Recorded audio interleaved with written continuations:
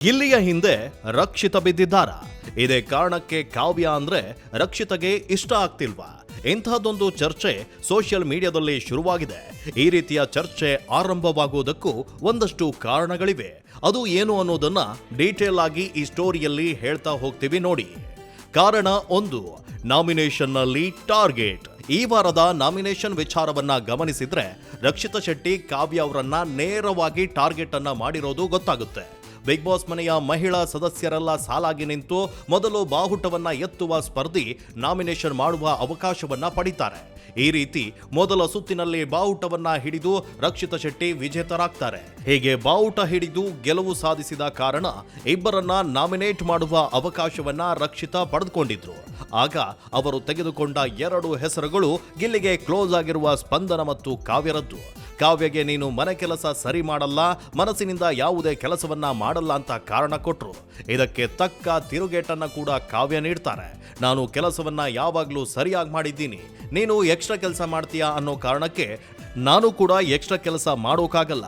ನನಗೆ ಕೊಟ್ಟಿರೋ ಕೆಲಸವನ್ನ ನಾನು ಯಾವಾಗ್ಲೂ ಸರಿಯಾಗಿ ನಿಭಾಯಿಸ್ತೇನೆ, ಅದರಲ್ಲಿ ಯಾವುದಾದ್ರೂ ತಪ್ಪಿದ್ರೆ ಹೇಳುವಂತ ಮರು ಪ್ರಶ್ನೆ ಹಾಕ್ತಾರೆ. ಈ ವೇಳೆ ವಾದಕ್ಕೆ ಇಳಿಯುವಂತ ರಕ್ಷಿತಾ ಶೆಟ್ಟಿ ಬಳಿ ಯಾವುದೇ ಉತ್ತರವಿಲ್ಲ. ಕೇವಲ ಗಾಳಿಯಲ್ಲಿ ಗುಂಡು ಹೊಡೆದಂತಿತ್ತು. ಯಾವುದಾದ್ರೂ ಉದಾಹರಣೆ ಕೊಡುವಂತೆ ಕಾವ್ಯ ಕೇಳಿದಾಗ್ಲೂ ರಕ್ಷಿತಾ ಬಳಿ ಉತ್ತರ ಇರಲಿಲ್ಲ.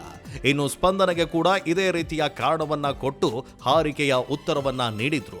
ಇನ್ನು 2ನೇ ಬಾರಿ ಕೂಡ ರಕ್ಷಿತಾ ಶೆಟ್ಟಿಯೇ ಬಾಹುಟವನ್ನ ಮೊದಲು ಎತ್ತಿ ಮತ್ತೊಮ್ಮೆ ನಾಮಿನೇಟ್ ಮಾಡುವ ಅವಕಾಶವನ್ನ ಪಡಿತಾರೆ. ಈಗಲೂ ಇಬ್ಬರನ್ನ ಸೆಲೆಕ್ಟ್ ಮಾಡುವ ಅವಕಾಶ ರಕ್ಷಿತಾಗೆ ಇರುತ್ತೆ. ಆಗ ಮತ್ತೆ ಕಾವ್ಯ ಹೆಸರನ್ನ ರಕ್ಷಿತಾ ತೆಗೆದುಕೊಂಡಿದ್ದಾರೆ. ಆಗಲೂ ಕೂಡ ಕಾವ್ಯ ವೀಕ್ ಅಂತಷ್ಟೇ ಕಾರಣವನ್ನ ಹೇಳಿದ್ದಾರೆ. ಇಲ್ಲೂ ಕೂಡ ಸರಿಯಾದ ವಿವರಣೆಯನ್ನ ಕೊಡಲ್ಲ. ಆಗ ಕಾವ್ಯ ಸೇರಿದಂತೆ ಮನೆ ಮಂದಿಯೂ ನಗಾಡಿದ್ದಾರೆ. ಇದರಿಂದ ಕಾವ್ಯರನ್ನ ರಕ್ಷಿತಾ ಬೇಕಂತಲೇ ಟಾರ್ಗೆಟ್ ಮಾಡ್ತಾ ಇದ್ದಾರಾ ಅನ್ನೋ ಅನುಮಾನ ಮೂಡುವಂತೆ ಮಾಡಿದೆ. ಕಾರಣ 2, ರಾಶಿಕಾಗೆ ಗಿಲ್ಲಿ ಹೆಸರಲ್ಲಿ ಗುರಿ. ಇನ್ನು 2ನೇ ಬಾರಿ ನಾಮಿನೇಟ್ ಮಾಡುವಾಗ ರಕ್ಷಿತಾ ಶೆಟ್ಟಿ ಕಾವ್ಯ ಜೊತೆಗೆ ರಾಶಿಕಾ ಶೆಟ್ಟಿಯನ್ನ ಮನೆಯಿಂದ ಹೊರಹೋಗೋಕೆ ನಾಮಿನೇಟ್ ಮಾಡಿದ್ರು. ಈ ವೇಳೆ ರಕ್ಷಿತಾ ಶೆಟ್ಟಿ ಕೊಟ್ಟ ಕಾರಣ ನೇರವಾಗಿ ಗಿಲ್ಲಿಗೆ ಲಿಂಕ್ ಆಗಿತ್ತು. ಗಿಲ್ಲಿ ಮತ್ತು ರಾಶಿಕಾ ನಡುವೆ ಒಂದು ವಿಚಾರವನ್ನ ಹೈಲೈಟ್ ಮಾಡಿ ಹೇಳಿದ ರಕ್ಷಿತಾ ಇದೇ ಕಾರಣಕ್ಕೆ ನಾಮಿನೇಟ್ ಮಾಡ್ತಾ ಇದ್ದೀನಿ ಅಂತ ಹೇಳಿದ್ರು. ತಾನು ಮಾಡ್ತಾ ಇರೋ ನಾಮಿನೇಷನ್ಗೆ ಗಿಲ್ಲಿ ಹೆಸರನ್ನ ಬಳಸಿಕೊಂಡಿರೋದು ಹಲವು ಚರ್ಚೆಗೆ ಕಾರಣವಾಗಿದೆ. ಗಿಲ್ಲಿ ಮೇಲಿನ ಒಲವಿಗೆ ಇದೇ ಸಾಕ್ಷಿ ಅಂತ ಹಲವು ವೀಕ್ಷಕರು ಅಭಿಪ್ರಾಯ ಪಡ್ತಿದ್ದಾರೆ. ಕಾರಣ 3, ಗಿಲ್ಲಿಯಂತ ಹುಡುಗ ಬೇಕು. ಮೊನ್ನೆ ವೀಕೆಂಡ್ನಲ್ಲಿ ಅತಿಥಿಗಳ ಮುಂದೆ ನನಗೆ ಗಿಲ್ಲಿ ರೀತಿಯ ಹುಡುಗನೇ ಬೇಕು ಅಂತ ರಕ್ಷಿತಾ ಹೇಳಿದ್ದನ್ನ ನೆನಪಿಸ್ಕೊಳ್ಬಹುದು. ನನಗೆ ಗಿಲ್ಲಿ ಬೇಡ ಅಂತ ಆಗ ಹೇಳಿದ್ದು ನಿಜವಾದ್ರೂ ಮನಸ್ಸಿನಲ್ಲಿ ಗಿಲ್ಲಿಯ ಬಗ್ಗೆ ಒಳ್ಳೆ ಭಾವನೆ ಇರೋದಂತೂ ಸತ್ಯ. ಈ ರೀತಿ ಗಿಲ್ಲಿಯ ಪರವಾಗಿ ರಕ್ಷಿತಾ ಶೆಟ್ಟಿ ಸದಾ ನಿಂತಿದ್ದಾರೆ ಅನ್ನೋದಕ್ಕೆ ಇದು ಕೂಡ ಒಂದು ಸಾಕ್ಷಿ.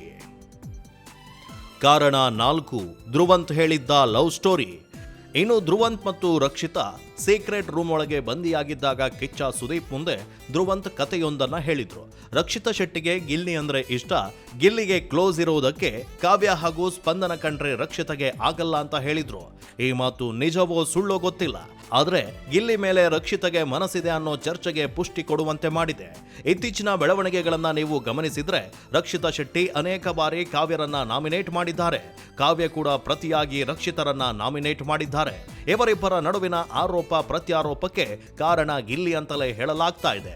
ಗಿಲ್ಲಿ ವಿಚಾರಕ್ಕೋಸ್ಕರ ಕಾವ್ಯರನ್ನ ರಕ್ಷಿತಾ ಪದೇ ಪದೇ ಟಾರ್ಗೆಟ್ ಮಾಡ್ತಿದ್ದಾರಾ ಅನ್ನೋ ಅನುಮಾನ ಸೃಷ್ಟಿಯಾಗುವಂತೆ ಮಾಡಿದೆ. ನಿಮ್ಮ ಪ್ರಕಾರ ರಕ್ಷಿತಾ ಗಿಲ್ಲಿ ಪರವಿದ್ದು ಕಾವ್ಯ ವಿರೋಧವಾಗಿ ನಿಂತಿದ್ದಾರಾ, ಇಲ್ಲ ಸರಿಯಾದ ಆಟವನ್ನೇ ಆಡ್ತಾ ಇದ್ದಾರಾ? ನಿಮ್ಮ ಅಭಿಪ್ರಾಯವೇನು ಅಂತ ಕಮೆಂಟ್ನಲ್ಲಿ ತಿಳಿಸಿ.